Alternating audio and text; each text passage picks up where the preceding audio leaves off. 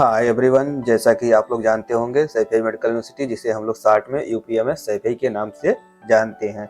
ये भी university UP के इटावा डिस्ट्रिक्ट के सैफई गांव में स्थित है, जैसा कि मैंने इसके पहले आप लोग को डिस्कस किया था। बहुत सारे लेकर क्वेश्चन था, सर नर्सिंग ऑफिसर की कट ऑफ क्या रहेगी, मेरिट लिस्ट कितने पे रहेगी। मैं सब कुछ इसी पे डिस्कस करेंगे।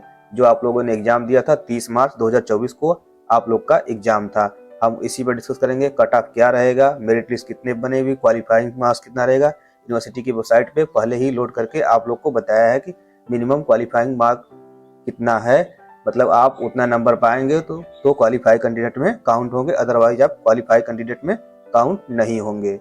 चलिए हम लोग चलते हैं यूपीएमएस के ऑफिशियल वेबसाइट पे। अब आप लोग देख रहे होंगे हम आ चुके हैं यूपीएमएस के ऑफिशियल वेबसाइट पे, जहां पर ये नोटिफिकेशन पब्लिश किया गया था कि जो कि पहले मैंने डिस्कस किया था।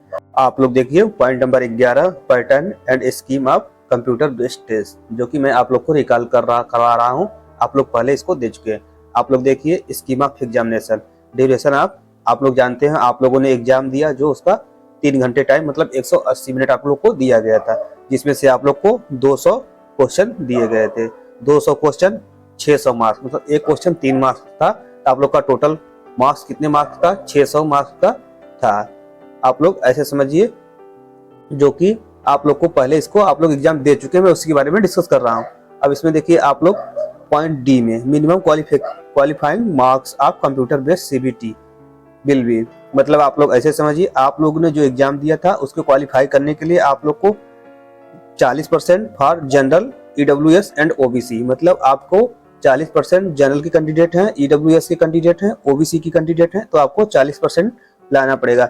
मीन्स 40% आपका कितना मार्क्स हो रहा है, आपका 40% के लिए आपका मार्क्स हो रहा है 240, मतलब आपने 600 में से 140 मार्क्स लाए हैं तो आप क्वालिफाई कैंडिडेट में काउंट होंगे, अदरवाइज आप क्वालिफाई कैंडिडेट में काउंट नहीं किए जाएंगे। सीधी सी बात, मतलब आप लोग ओबीसी के कैंडिडेट हैं, ईडब्ल्यूएस के कैंडिडेट हैं या फिर जनरल के कैंडिडेट हैं, तो आपको 40% आपको लाना है, मतलब आपको 240 नंबर लाएंगे तब आप क्वालिफाई, मतलब पासिंग मार्क कितना है मिनिमम कि आप 240 नंबर रहेगा तो आप पासिंग मार्क 10 किए हैं, अदरवाइज आप 10 नहीं किए हैं। फिर दूसरी पॉइंट देखिए, इसमें 35% फॉर एससी एंड एसटी, ऐसे समझिए 35% मीन आप एससी कैंडिडेट हैं तो आप लोग को 35% लाना अनिवार्य है, तभी आप पास किए हैं एग्जाम, अदरवाइज आप एग्जाम भी पास नहीं किए। तो 35% कितना मार्क्स हो रहा है, तो मार्क्स 210 मार्क्स हो रहा है। अगर आप एससी एंड एसटी के कैंडिडेट हैं तो आपको 210 मार्क्स लाना है, तभी आप क्वालिफाई किए हैं, अदरवाइज क्वालिफाई नहीं किए हैं। आप लोग की पता है एग्जाम क्वालिफाई करना अलग बात है, सेलेक्टेड लिस्ट में सिलेक्शन लेना अलग बात है। जो कि आप लोग को मैं ये बताना चाहता हूँ कि आप क्वालिफाइंग मार्क्स पास किए हैं, इससे ऊपर ही मेरिट बनेगी, जैसे नीचे नहीं बनेगी। आप लोग को ये बातें पता होगी। जैसे यूनिवर्सिटी ने एक अपना क्राइटेरिया डिसाइड किया है कि इसके नीचे हम कैंडिडेट को सिलेक्शन नहीं करेंगे, चाहे सीट खाली रहे। जिससे आप लोग को भी पता है इसमें 35 सीट बैकलॉग की सीट फिल की जा रही है, इसमें उससे कैंडिडेट एलिजिबल नहीं थे, मतलब कैंडिडेट नहीं पाए थे, इसलिए उसको बैकलॉग में कंप्लीट की जा रही है वो वैकेंसी। जैसे आप लोग समझ लीजिए कि जैसे 60%, 60-65 के अराउंड परसेंट के बीच में मेरिट आपकी बननी चाहिए। जो लोग नहीं पता है, आप लोग के एग्जाम में नेगेटिव मार्किंग नहीं थी, सब कुछ पता है। अगली बार नेगेटिव मार्किंग थी, इसलिए उसको कैंडिडेट नहीं मिले थे। इस बार नेगेटिव मार्किंग हटा दिया गया है, इस बार कैंडिडेट ज्यादा रहेंगे तो मेरिट हाई जाने की चांसेस बनते हैं। यदि आप लोग को ये पीडीएफ चाहिए तो आप मेरे टेलीग्राम चैनल पे ज्वाइन कर लीजिएगा, वहां से आपको ये पीडीएफ आसानी से मिल जाएंगे। यदि आप लोग को ये इन्फॉर्मेशन अच्छी लगे तो चैनल को सब्सक्राइब करिए और अपने दोस्तों को साथ शेयर करिए।